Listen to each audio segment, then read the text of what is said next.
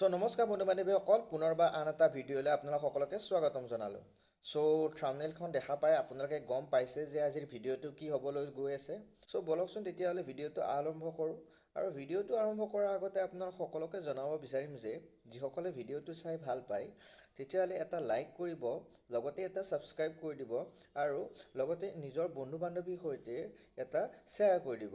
আপোনাৰ এটা লাইক, আপোনাৰ এটা শ্বেয়াৰে আমাক বহু উৎসাহিত কৰে। তেন্তে বলক ভিডিঅ'টো আৰম্ভ কৰোঁ। প্ৰথমটো হৈছে যে APSCৰ যিটো নেকি আমাৰ হ'বলগীয়া 2026ৰ এক্সাম আছে, CCEৰ এক্সাম আছে। সেই এক্সামৰ বাবে আমাৰ হাতত মাত্ৰ এতিয়া সময় আছে 4 to 5 মান্থ। ঠিক আছে। এই সময়খিনিৰ ভিতৰত আমি কেনেদৰে এই সময়খিনি ভালদৰে ইউটিলাইজ কৰি আমি APSC CCEৰ যিটো নেকি 2026ত হ'ব লগা আমাৰ প্ৰিলিমছ বা প্ৰিলিমিনাৰী এক্সাম আছে, সেইটো কেনেদৰে আমি ক্ৰেক কৰিব পাৰোঁ তাৰ বাবে আমি এই ভিডিঅ'টোত আলোচনা কৰিম। ঠিক আছে। প্ৰথমতে সকলোৰে এটা কুৱেশ্যন আছে যে কমেণ্ট বক্সত সকলোৱে সুধি থাকে যে আমি কেনেদৰে সোনকালে নাইবা এটা লিমিটেড সময়ৰ ভিতৰত আমি নিজৰ যিটো নেকি চিলেবাছ হয় নাইবা APSC প্ৰিলিমছৰ বাবে যিখিনি আমাক লাগতিয়াল আমাৰ নোটছ আছে আমি কমপ্লিট কেনেকৈ কৰিম। তাৰ বাবে এই ভিডিঅ'টো আমি আপোনালোকৰ আগত আগবঢ়াইছোঁ। সম্পূৰ্ণকৈ ভিডিঅ'টো আপোনালোকে চালে ইয়াত সম্পূৰ্ণকৈ আপোনালোকে বুজি পাব। ঠিক আছে। প্ৰথম কুৱেশ্যনটো হৈছে how to complete APSC syllabus in less than 60 days। ঠিক আছে। এইটো কুৱেশ্যন বহুতো এটা এছপিৰেণ্টৰ সকলোৰে এটা মনত উঠি থকা এটা কুৱেশ্যন, য'ত নেকি আপোনালোক সকলোৱে ভাবি থাকে যে আমি কেনেদৰে লিমিটেড সময়ত আমি এক্সামটো আমি ক্ৰেক কৰিব পাৰোঁ নাইবা আমাৰ চিলেবাছটো আমি কমপ্লিট কৰিব পাৰোঁ। তাত আপোনালোকক ক'বলৈ গ'লে 60 daysৰ যিটো নেকি প্লেন হয়, তাত আপোনালোকে 40 days to আপোনালোকে 45 daysত আপোনালোকে গোটেইখিনি কভাৰ কৰি আপোনালোকে 15 days নাইবা আপোনালোকে 10 days আপোনালোকে নাইবা 20 days আপোনালোকে ৰিভিজনৰ বাবে আপোনালোকে ৰাখিব পাৰে। ঠিক আছে। য'ত প্ৰথমতে আমি জানিব লাগিব যে আমি কি পঢ়িম, আমি কোনটো বস্তু আমি ভালদৰে ষ্টাডি কৰিলে নাইবা কিখিনি আমি লিমিটেড বস্তু আমি পঢ়িলে আমি এই এক্সামটো উত্তীৰ্ণ হ'ব পাৰোঁ। ঠিক আছে, নাইবা আমি ক্ৰেক কৰিব পাৰোঁ। প্ৰথমতে আপোনালোকৰ ইম্পৰ্টেণ্ট যিটো নেকি টপিক হ'ব, সেই টপিক কেইটা হৈছে আপোনালোকৰ পলিটি 1 নম্বৰ, নেক্সট আপোনালোকৰ হৈছে আছাম পাৰ্ট, নেক্সট তাৰপিছত আপোনালোকৰ হৈছে কাৰেণ্ট এফেয়াৰ্ছ। ঠিক আছে, কাৰেণ্ট এফেয়াৰ্ছ। নেক্সট আপোনালোকৰ যিটো নেকি হৈছে আপোনালোকৰ জিঅ'গ্ৰাফী এণ্ড এনভাইৰনমেণ্ট। ঠিক আছে। এইকেইটা হৈছে আপোনালোকৰ ইম্পৰ্টেণ্ট টপিক, যিকেইটা টপিক আপোনালোকে চোৱাৰ পিছত 95% আপোনালোকে প্ৰিলিমছ ভালদৰে ক্ৰেক কৰা নাইবা 60 days to 60 days less than 60 daysৰ ভিতৰত আপোনালোকে এইখিনি যিখিনি টপিক মই এতিয়া ক'লোঁ নাইবা ইম্পৰ্টেণ্ট আপোনালোকৰ টপিক আছে সেইবোৰ আপোনালোকে কমপ্লিট কৰিব পাৰে। ঠিক আছে।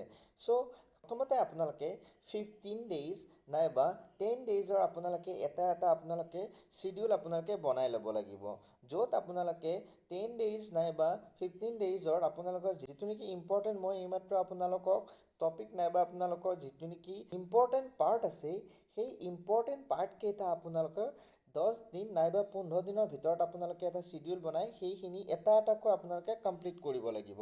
ঠিক আছে।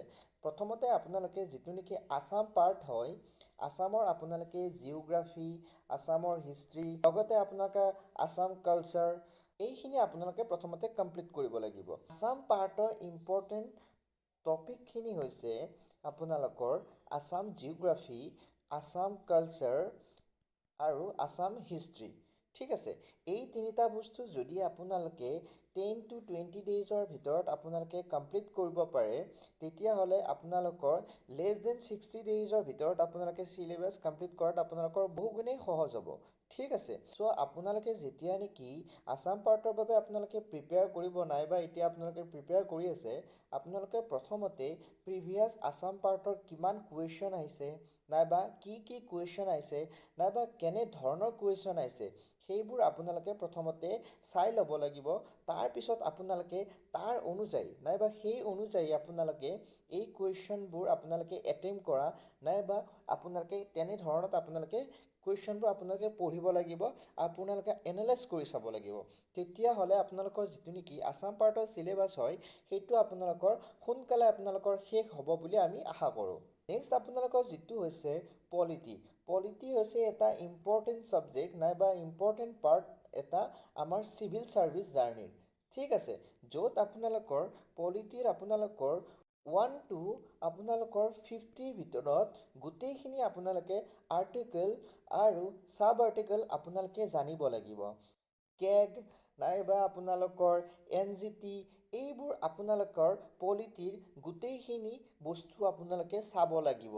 ঠিক আছে, আপোনালোকে কমপ্লিটলি যদি আপোনালোকে পলিটিত নম্বৰ আনিব বিচাৰে তেতিয়াহ'লে আপোনালোকে UPSCৰ যিবোৰ নেকি প্ৰিভিয়াছ আপোনালোকৰ কুৱেশ্যন আছে নাইবা SSCৰ যিবোৰ নেকি প্ৰিভিয়াছ কুৱেশ্যন পেপাৰ আছে নাইবা আপোনালোকৰ APSCৰ যিবোৰ আপোনালোকৰ প্ৰিভিয়াছ কুৱেশ্যন পেপাৰ আছে 20 to 24ৰ ভিতৰত যিমান কুৱেশ্যন আছে সেইবোৰ আপোনালোকে এটেম্প কৰি চালে আপোনালোকৰ প্ৰিলিমছত নাইবা APSCৰ প্ৰিলিমছত আপোনালোকৰ পলিটিত 95% আপোনালোকৰ একুৰেচি থাকিব বুলি আমি ভাবোঁ।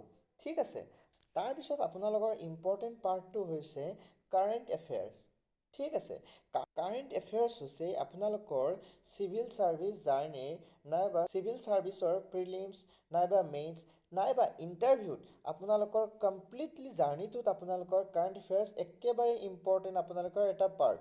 আৰু যদি আপোনালোকে APSC নাইবা যিকোনো চিভিল ছাৰ্ভিচ এক্সামিনেশ্যন নাইবা আপোনালোকে চেণ্ট্ৰেল লেভেলৰ এক্সাম নাইবা আপোনালোকৰ ষ্টেট লেভেলৰ এক্সাম আপোনালোকে ক্লিয়াৰ কৰিব বিচাৰে উইদাউট কাৰেণ্ট এফেয়াৰ্ছ আপোনাৰ এইটো পচিবল নহ'ব। সেইবাবে কাৰেণ্ট এফেয়াৰ্ছ আপোনালোকে ভালদৰে জানিব লাগিব। ঠিক আছে, কাৰেণ্ট এফেয়াৰ্ছ ভালদৰে আপোনালোকে মনত ৰাখিবলৈ নাইবা আপোনালোকে জানিবলৈ আপোনালোকে প্ৰথমতে যিকোনো আপোনালোকে এখন ইম্পৰ্টেণ্ট নিউজ পেপাৰ আপোনালোকে ফ'ল' কৰিব লাগিব, য'ত আপোনালোকৰ আছামৰ বাবে আছাম ট্ৰিবিউন নাইবা আপোনালোকে ষ্টেট লেভেল নাইবা আপোনালোকে যিটো নেকি চেণ্ট্ৰেল লেভেল যিকোনো এক্সামৰ বাবে আপোনালোকে যিকোনো এখন আপোনালোকে নিউজ পেপাৰ আপোনালোকে ফ'ল' কৰিব লাগিব। ঠিক উদাহৰণস্বৰূপে এখন ক'লোঁ যে মই আছাম ট্ৰিবিউন নাইবা দ্য হিন্দু নাইবা দ্য এক্সপ্ৰেছ আপোনালোকে এনেধৰণৰ আপোনালোকে যিবোৰ নেকি নিউজ পেপাৰ আছে আপোনালোকে ফ'ল' কৰিব পাৰে যিকোনো এখন। তাৰ উপৰিও আপোনালোকে কাৰেণ্ট এফেয়াৰ্ছৰ বাবে যিকোনো এটা অথেণ্টিক চেনেল নাইবা আপোনালোকে ইউটিউবত যায় যিকোনো এটা ডে টু ডে যিবোৰ কাৰেণ্ট এফেয়াৰ্ছ আপোনালোকৰ ভিডিঅ' বনায় নাইবা যিবোৰ চেনেলে আপলোড কৰে নাইবা আপোনালোকে চাব পাৰে নাইবা PW আপোনালোকে চাব পাৰে নাইবা SPMৰ আপোনালোকে চাব পাৰে নাইবা স্মাৰ্ট IAS একাডেমি আপোনালোকে চাব পাৰে নাইবা ষ্টাডি IQ যিকোনো এটা অথেণ্টিক যিবোৰ নেকি কাৰেণ্ট এফেয়াৰ্ছ চেনেল থাকে সেইবোৰ চেনেল চিনাক্ত কৰি যিকোনো এটা ভাল এটা চেনেলৰ পৰা আপোনালোকে ডে টু ডে কাৰেণ্ট এফেয়াৰ্ছবোৰ চাই আপোনালোকে নোট ডাউন কৰিব পাৰে। ঠিক আছে, সেই নোট ডাউন কৰিলে আপোনালোকে যদি 7 দিনৰ মূৰত সেইবোৰ ৰিভিজন কৰি থাকে বাৰে বাৰে তেতিয়াহ'লে আপোনালোকৰ কাৰেণ্ট এফেয়াৰ্ছ যিটো নেকি জাৰ্ণি আছে যিটো নেকি টাফ এটা বুলি সকলো ষ্টুডেণ্টে ভাবে নাইবা মেক্সিমাম ষ্টুডেণ্টে ভাবে যে কাৰেণ্ট এফেয়াৰ্ছ ছেকশ্যনটো টাফ হয় সেইটো আপোনালোকৰ ইজি হৈ যাব। ঠিক আছে, সেইবাবে আপোনালোকে কাৰেণ্ট এফেয়াৰ্ছৰ বাবে অলপ বেছিকৈ গুৰুত্ব দিব লাগিব, কাৰণ উইদাউট কাৰেণ্ট এফেয়াৰ্ছ আপোনালোকে কেতিয়াও চিভিল ছাৰ্ভিচ জাৰ্ণিত আপোনালোকে উত্তীৰ্ণ হ'ব নোৱাৰে। ঠিক আছে, নেক্সট আপোনালোকৰ আহিল জিঅ'গ্ৰাফী। ঠিক আছে, জিঅ'গ্ৰাফী আৰু এনভাইৰনমেণ্ট পাৰ্টটো ইম্পৰ্টেণ্ট হয় আপোনালোকৰ APSC নাইবা UPSC যিকোনো এক্সামৰ বাবে। ঠিক আছে, সেই এনভাইৰনমেণ্টটো আপোনালোকে যিবোৰ এনভাইৰনমেণ্ট পাৰ্টটো আপোনালোকে কমপ্লিট কৰিব লাগিব।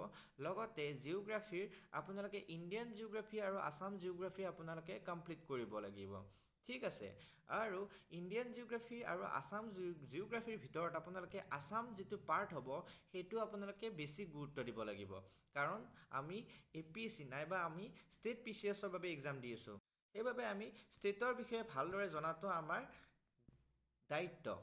ঠিক আছে, নেক্সট এতিয়া হৈছে আমি যিটো নেকি কুৱেশ্যন আছিল 60 ডেইজৰ ভিতৰত কেনেদৰে কমপ্লিট কৰিম।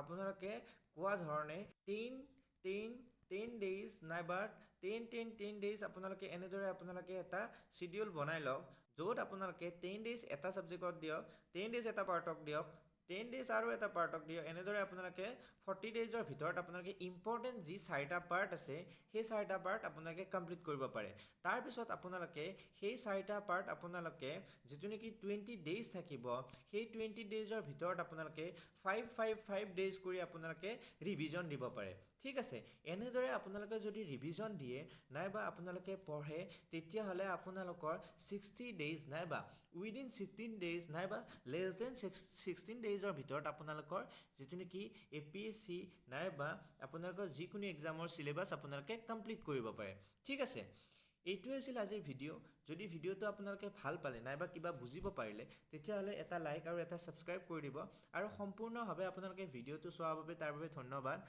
আৰু যিসকলে সম্পূৰ্ণভাৱে ভিডিঅ'টো নাচায় আৰু কমেণ্ট বক্সত কমেণ্ট কৰি থাকে তেখেতসকলৰ অনুৰোধ থাকিল যে ভিডিঅ'টো সম্পূৰ্ণভাৱে চাই লওক তাৰপিছত আপোনালোকে কমেণ্ট কৰিব যদি কিবা নজনা থাকে ঠিক আছে ধন্যবাদ